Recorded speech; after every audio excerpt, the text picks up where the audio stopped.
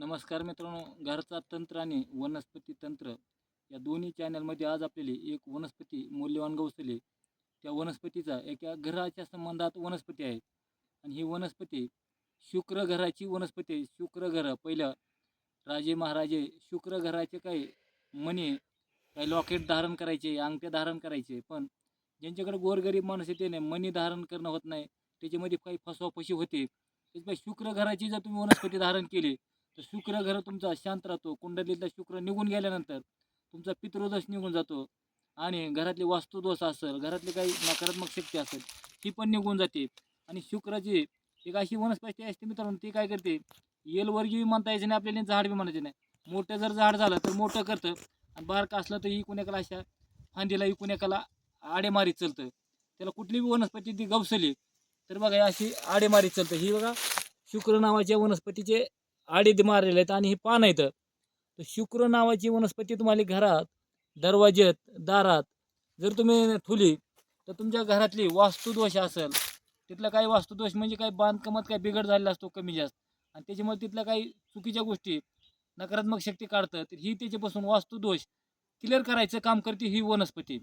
आणि ही वनस्पती तुमच्या अंगावर धारण केल्यानंतर एखादी शुक्राची कुणाला बाधा आहे, शुक्र बाधा झाल्यामुळं त्याचे काही कुंडलीतली बाधा जात नाही आणि काही कुणाची अनेक अडचणी असू शकतात. ती अडचणी निघून गेल्यानंतर त्याच्या जीवनामध्ये सुख समाधानी येऊन आयुष्य लाभ होतं, पैसा येतो, पैसा टिकून राहतो, लक्ष्मी बरकत राहते आणि फायदा होतो लक्ष्मीचा. आणि लक्ष्मी आणि ही घरात ठेवल्यानंतर भांडण तंटा घरातला निघून जातो कायमचा. असं आहे. घरामध्ये तुम्ही ह्याचा मणी करून बांधला, ह्याचा तुकडा करून घरात पूजाला ठेवला तुम्ही, तर घरामधलं जी काही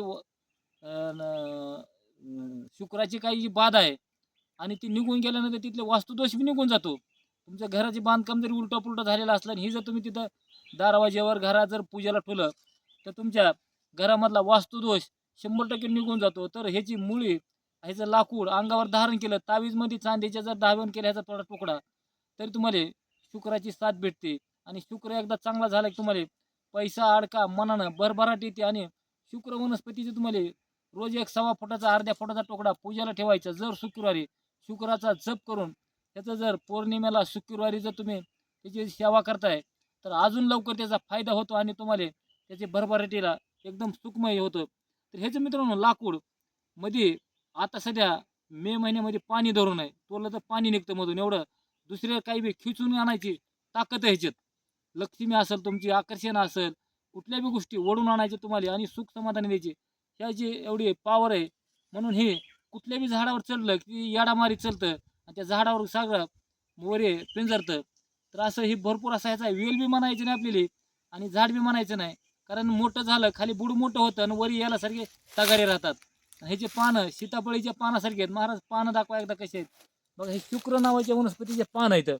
आणि ओरिजिनल आता आम्ही जंगलात फिरत असताना महाराजांनी म्हणलं आपल्या वाचनात आलेलं आहे आणि शुक्र नावाच्या वनस्पतीचा एक व्हिडिओ बनवू, जेणेकरून जरी कोणाला शुक्राच्या घराची काही अडचण सांगितली असेल तर शुक्र घर तुम्हाला ह्याचा लाकूड धारण करा, कंबरला गळ्यात घरामध्ये धारण करा, घराच्या दरवाज्यावर बांधा, घरामध्ये ध्यावर ठेवा, तुमच्या उशाला ठेवा, तुमच्या घरात लाकूड पडून राहू द्या. तुमचा शुक्र एकदम आशीर्वाद देऊन तुम्हाला रंकाचा राजा करायला उशीर लावित नाही. म्हणून ही शुक्र घराची वनस्पती एकदम मित्रांनो मौल्यवान काम करते. आणि ज्याचं कोणाला लाकूड लागेल, फांदी लागेल, तुम्ही कॉन्टॅक्ट करा. आणि तुम्हाला मोबाईल नंबर ह्याच्यात भेटतो. मोबाईल नंबर आहे माझा बघा, 97 63 68 93 68, पाडे मामा, पुणे हडपसर. ही तुम्हाला मौल्यवान अशी वनस्पती काम करते. आणि जेवढा होईल तेवढा व्हिडिओ शेअर करा, लाईक करा, घंटीचं बटन दाबा.